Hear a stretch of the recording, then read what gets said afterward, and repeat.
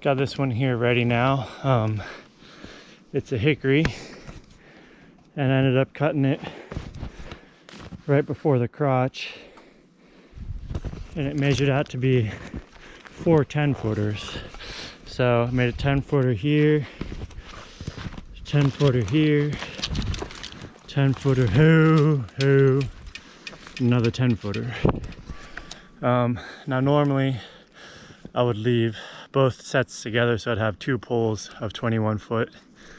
But I ended up cutting these first 2 separate today, so just 2 10-footers. Up here in the team, I've got Maggie, Magnolia. This is her first day in the woods ever.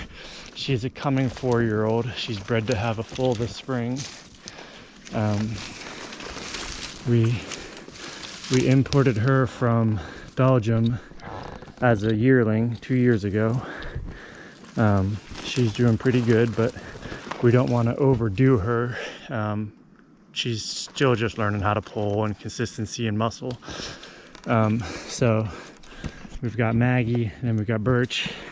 She's our good trusty hard pulling slow pony, and they're about perfectly matched. And Maggie just goes off her halter. I had her on the bit first thing this morning, but she was just confused about, we do a lot of stepping sideways in the woods. So she has done some field work this summer. We broke her to drive this summer, doing some field work, some mowing and manure and stuff like that. So she has been used with a bit, but she's just a little unsure of things here. So we're trying to make it as easy for her as we can, and she does much better in just a halter anyway, really. So that's where she's at, but we'll give it a shot here and see if they can get this one out.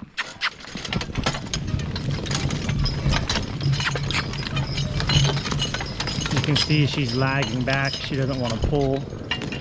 Gee.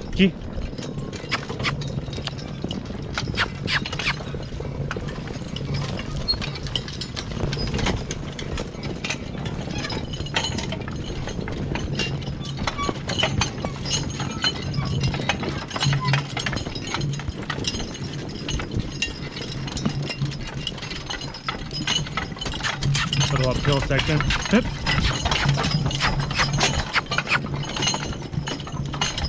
Ah.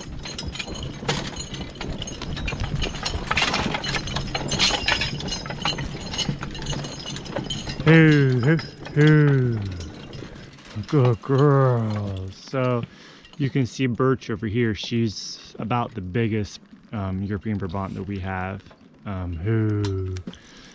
She's a 6-year-old, coming 7 maybe. And like I said, Maggie's just turning 4, so she's probably not going to get a whole lot taller, but I'm still expecting her to get another good 300-400 pounds on her probably. But just practicing today, just training. Don't really care about our volume today. We just want to get her used to the woods, used to, you know, the trips, the standing, the pulling, the stepping over, backing up. Ah. The noise is behind her. And our landing's pretty much full anyway today, so hopefully we'll get a log truck in here, but we'll see when they show up. But it's just a nice day to be out in the woods anyway, so that's why we brought her.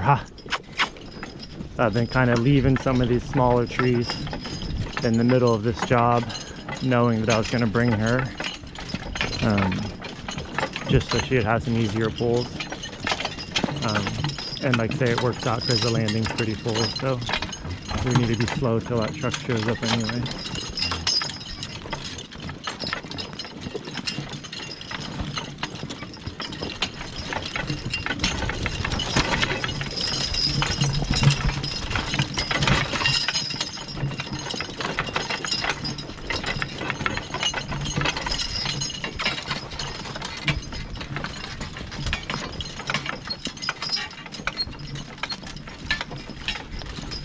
Gee, gee.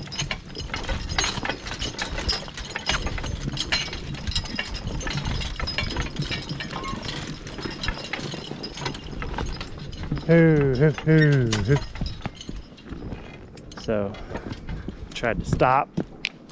So this one here will roll hoo, hoo, hoo, hoo. Like we say, we're training her today. I guess I should drop the log and stop them.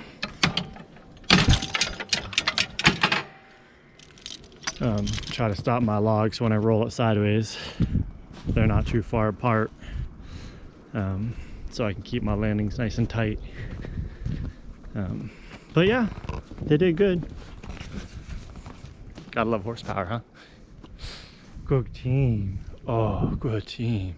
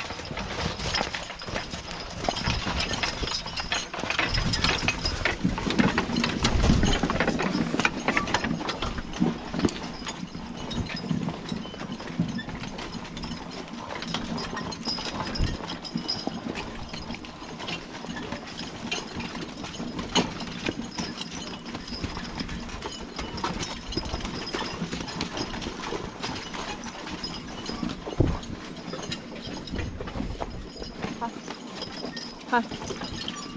Ha.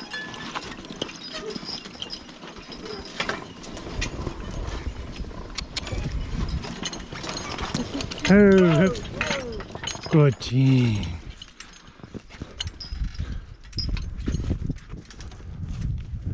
Girls. Good girl. All right, we're at the double now. We're gonna see how they do. It's that double, the end of that hickory log. It's got some weight to it, so we'll see if little Magnolia will step up and step into it. Ha. Gee.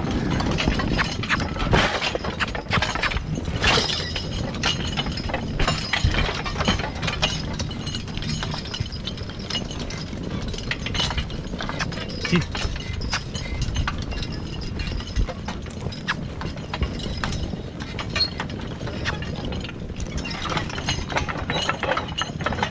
Hoo, hoo, hoo. Oh, it's a good team. Such a good team.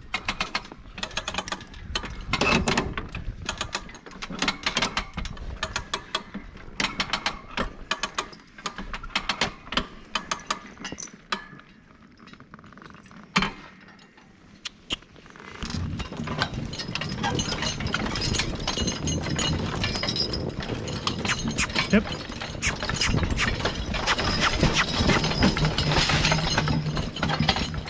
Ha.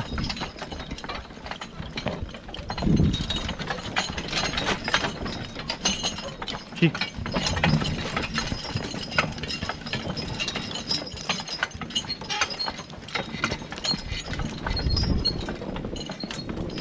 Ha.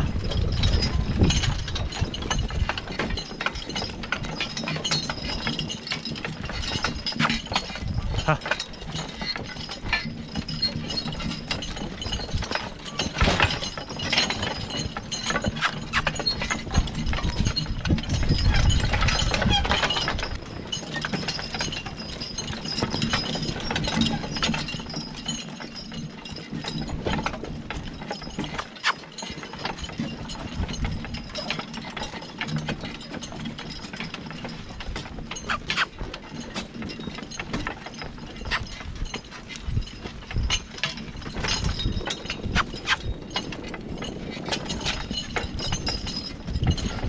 Hoo, hoo, hoo. Good team, hoo.